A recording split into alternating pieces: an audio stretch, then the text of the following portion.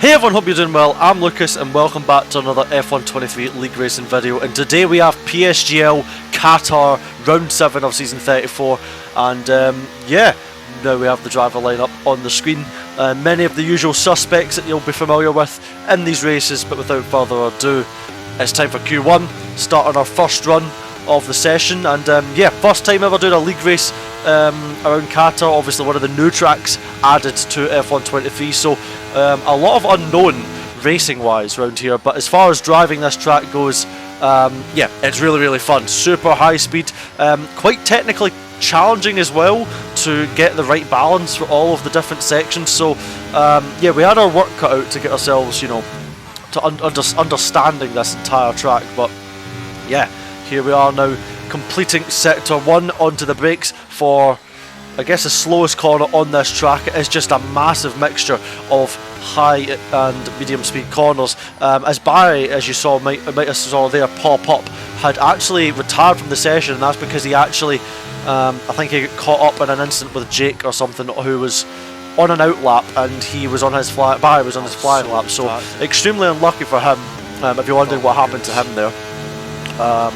And yeah, completing sector 2 now. Not a very good lap so far. We were quite hesitant in the middle sector, and we didn't exactly make turn 1, so our lap wasn't very good so far, but it should be more than enough to yeah, get ourselves comfortable in this session towards the sort of top end of the field. Nothing sensational on this lap, but this is all about getting the lap on the board. So crossing the line now, we go provisional P1 as it stands.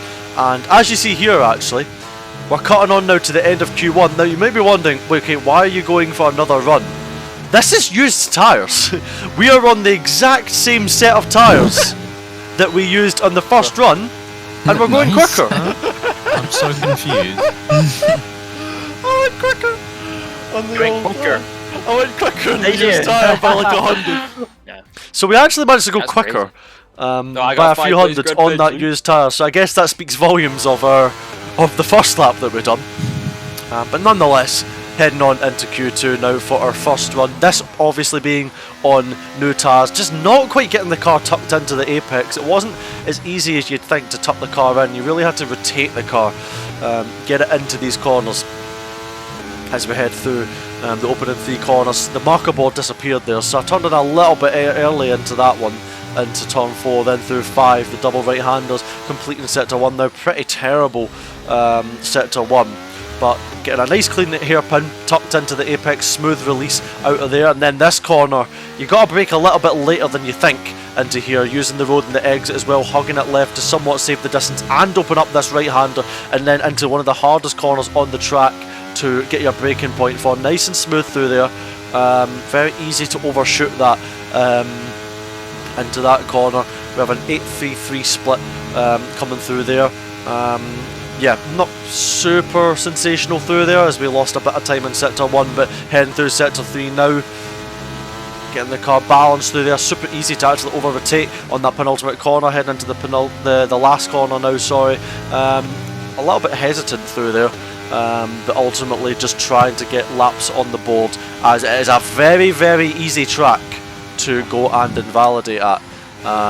So yeah, nothing sensational on the first run, but putting ourselves P2. But we actually have an extra set of tyres for this session, so we thought, well, we're going to go out and do another set. And yeah, as you can see, not off to a great start, only slightly improving, just not quite getting the car tucked in on the rotation, which is sometimes which was one of the weaknesses that we had. Sometimes the car just wouldn't want to tuck itself in. Yeah. Heading into sector 2, not quite getting the apex there, so yeah, we're just bleeding lap time in some of these corners. We were pushing, but yeah, again, missing the apex a bit there again as well. So this lap was so far not very good. And now heading into this left-hander, getting the car rotated nicely. So we're going to gain a bit of time here on the exit, but yeah, losing time in that opening segments and those opening sections of the lap, just sort of bleeding lap time away as we head through the sector 3 right-hand sweepers, flat out through this segment and then into this left-hander, not quite getting to the apex, using all the road and the exit. Now we've just got one more corner to negotiate, getting a little bit of a later apex this time, A little bit of an improvement through the last corner, but didn't really gain massive amounts, and I think that's just purely down to the first half of the lap not being that well executed. So we left a bit of time on the table, but nonetheless managed to put it P1 for Q2. I barely improved on the second run. And now we're into the crunch time. Here we are in Q3, the grip at its highest, and yeah, here we go for our first attempt heading into turn 1, chucking it in really late in the brakes, but this time we get the car to rotate in nicely. So that was much better through turn 1, but into turn 2, maybe a little bit too early, so costing ourselves a bit of exit momentum there as we go through the flat out right hander of turn 3, heading into heading into turn 4 and 5, the double right handers now. You pin it flat through turn 5 and now ending sector 1, getting the car in relatively okay through the hairpin, getting a solid release. Now we have this tricky right hander. Do we get the car tucked in nicely? Yes, we do. Using the road and the exit, maybe a little bit of margin left there. Using the distance on the inside, and then into this left hander, just trying to tuck the car into the left, and we're pushing it through there. So making up for our losses in some of the corners, we have a 6-8-4 split coming through there. Could be worse, could be better.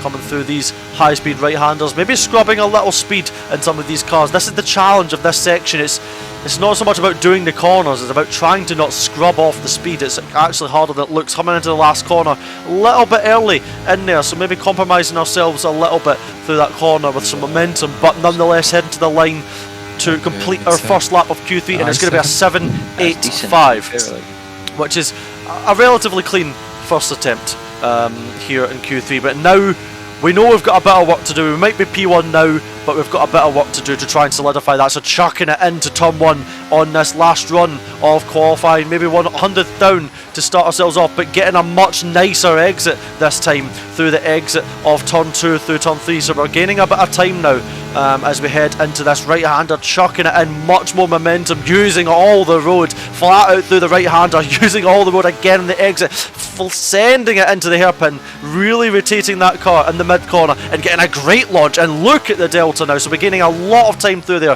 heading through this right-hander now. Again, beautiful rotation mid-corner, using the road, and now we're a 10th and a bit up, so the lap's looking pretty solid at the moment. But heading into this left-hander, we literally missed the entire corner, and we are now only 300s up when we were a 0.115 up. So we have just lost nearly a 10th into that one corner. So we've got it all to do now, gaining a bit of time back through the final right-hander sweeper, not scrubbing the car as much through the left-hander. We've got one more corner to salvage this lap, sending it in really late, somehow making the apex and getting that exit, getting a good release. Corner, that was a tidy one. Oh my god. I just threw it in the bin, man. I threw it in the bin. That's not Paul. No way. How much did I lose there? 700s. Oh, is it that much? Yep. Can't be us, man. Yeah, even 800s. Did you get it, Lucas?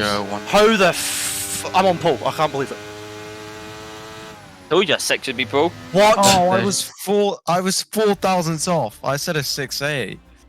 Oh, but guys, I just. Yeah, you got pulled. How did I recover that? I was on a Just good sent damn lap and I screwed it. Oh my god. So there we have it. We managed to salvage the pole position lap. Made our lives harder in that lap, but nonetheless, we are on P1. We are going hard medium today. And yeah, without further ado, let's get into the race. Starting in the hard, as is everybody around us. 5 red light coming on the screen now. And away we go. Nice initial phase, nice little control of the wheel spin, and we get a great start off the line. And yeah, going immediately defensive into turn 1 as Tom Manley has a look, but nicely defended into turn 1, and away we are off, if that is good use of words there or not. But anyway, getting ourselves settled in now. The car balance was a lot different in the race with the hard tyres and much heavier fuel. 29 laps around Qatar, missing that apex by, no, not as much as we did turn 9 in quali, but a little bit. Yeah, finishing sector 1 now into the hairpin for the first time, getting the car tucked in, and then just, yeah, sort of settling ourselves into the rhythm of this race. Just try and get a feel of everything as we wind our way through sector 2 for the first time. We have Tom Manley and Thomas Ronner in pursuit behind, followed by Ismail Fassi and Isfan Pookie. But yeah, we are now settling ourselves in nicely into this race, and yeah, this was a race where I was gonna try and be patient, because what you're gonna notice in a second tier viewers is that I will not press the ERS button for 13 laps straight. I will not press the energy button, and you're about to see what happens, because around this track, due to the level of downforce there is, and due to the level of minimal braking that you actually have to regenerate battery, remember, we did not press the ERS button once, and look at our battery on lap 12, we have lost energy. Well, thinking with Lucas. So this is why I was being patient in this race. We were driving a nice solid first stint. We are 12 laps into this race now, as literally nothing happened. Nobody behind wanted to overtake due to the nature of the ERS, but we managed it really well. We drove a nice solid first stint, but as we start lap 13 now, as you can see, Tom Manley and Thomas Ron are using up a bit of energy now to get the lead, and that was okay. We weren't too fussed by this. We were quite happy to, you know, let the positions do the musical chairs. We were thinking a much longer play here, and yeah, just not really too fussed about holding that position. We were immediately now, as you can hear, already into lift and coast, just not really too fussed about it. We were just managing our energy, managing our tyres, you know, just like we were doing that entire first stint. And skipping onto lap 14 now, got our energy a bit back up, and Thomas Ronner dives into the box now on lap 14. So now Tom Manley's going to get on the ERS. We're just going to tuck in nicely, using a little bit of ERS there from us. Not quite sure what Tom was, just not being 100% sure if Tom was going to use or not. Okay, but here we are now, diving into the pits. Such a fast pit entry as well around this track, on lap 15, following Tom Manley into the box, and yeah, diving onto the brakes right on the gearbox of Tom, making sure that there's not a millimetre spared on this entry. We do not want to be losing any excess time. So into the box, putting on the medium tyre, getting out of the pit box now, and it's now going to be a case of where are we going to rejoin, because what we will find out in this race, it is not a great track to be in the train on. So where we're going to rejoin, that is Thomas Ronner, that is Brendan Lee going past as well, and also Otis Lawrence, who had all boxed earlier than us, and we are now P5 in the train from P3. So we have been undercut by, you know, two cars. Brendan, who started P9, Otis, who started P10, with a monumental undercut, have managed to get ahead of us, and that is far from ideal as we go defensive on Alvaro Carton, who has a look as our tyres are a little bit cold getting up to temperature. But ultimately this is not good for us, because albeit, as you can see, I have managed my energy very well. We are on lap 20 and we are stuck in this train, and the tyre advantage I had of just one lap to most of the cars ahead of me, Tom Manley, who had the same tyres as me, was nowhere near enough. So here we are now, Tom Manley going defensive. We have a look around the outside, get a little bit of a kiss. I don't know what happened with the contact model there, it just sort of, it gave us a weird bounce out. It was a bit annoying, but yeah, not quite managing to get the move done. And ultimately, we were trying not to waste our ERS. We did not want to, we wanted to try and play the long game, because we knew once that you'd burned the energy, you weren't getting it back. And Alvaro having a little look there, we had to burn a tiny bit in retaliation, but look how much further the cars ahead got by burning energy. So we were just trying to play the smart game, because we knew it wasn't kind of possible to overtake with, you know, everybody in the train. It just wasn't possible to pass, so we had to try and think of something different and hope that we could get people at the end, and by trying to save our battery more than the cars ahead. But here we are on lap 21, having a look up the inside of Tom Manley, but Otis is also on the inside, so we cannot brake too late, otherwise we will cause a collision. And yeah, Tom just easily hanging it around the outside there. So yeah, this race increasingly looking a bit more bleak, because we are stuck in this train, and our engine was also overheating like crazy, as I presume was most people on this train. So we were down on power. It wasn't like we were able to slingshot past anyone. But here we are on lap 24, getting close to the back of Tom Manley, but we actually get a weird, again, another weird tag, and we lose the car through the last corner. And yeah, that was extremely frustrating because we had to burn even more energy to try and hold on to that. And wasted 20%. yeah, but now as you can see, Tom Manley ahead, along with a few other cars I believe, were starting to flash with energy. So we had done a successful job of saving our energy. But ultimately, that was still not enough. Because what you're going to see now is, yeah, onto lap 25, start of 26, we are using our energy now. Tom has no ERS, but we are having to use so much ERS just to pass one car. And we get the move done, but now we're out of energy. So to do, all we gained was one position. After having to save our ERS for so long, all we could get past was one car. And now, that is it. We're on lap 28 and we're still stuck in the train and we had no battery. Again, our engine was overheating and even with one lap fresher tyres to the cars ahead, there was nothing we could do. You can just see we're losing time in the straight, just not being in this. Well, we are in the slipstream, but there's just nothing we can do. It was like we were racing on F122 again with the, you know, how much weaker the slipstream and dirt air was. But this track, with the fact that you can't regenerate energy, was, yeah, a disaster for us because, yeah, we just got completely undercut and ultimately this was like racing on F122. So this was extremely frustrating as we had excellent pace in the first stint, we had excellent pace in qualifying, and we couldn't use it in the second stint just because we were stuck and we didn't have the ERS to make a difference. And ultimately, that, you know, the people undercutting us have made, that's how we lost the race. We just got undercut and then there was nothing we can do. So yeah, an incredibly frustrating race, considering our good performances and how well I think we actually executed this race on a driving standpoint. But yeah, as you can see, we just can't close up.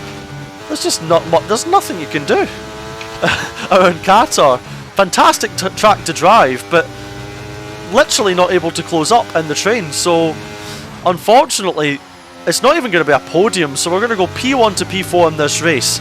Let's go. And yeah, not really much more to add, just incredibly frustrating race. Put it on pole ever. What a joke. Come on. And yeah, that's it. Obviously extremely frustrating race to actually, you know, be in that moment, but yeah, a P4 finish it is, I guess. But yeah, that's the way it goes. GG to Brendan on the win as well. But yeah, that's just the way it is around Qatar. It was so different to how it is on every other track on this game. So another huge learning experience. You know, still plenty of positives to take from that race, and the fact that, you know, our pace was once again pretty solid. Always more you can improve.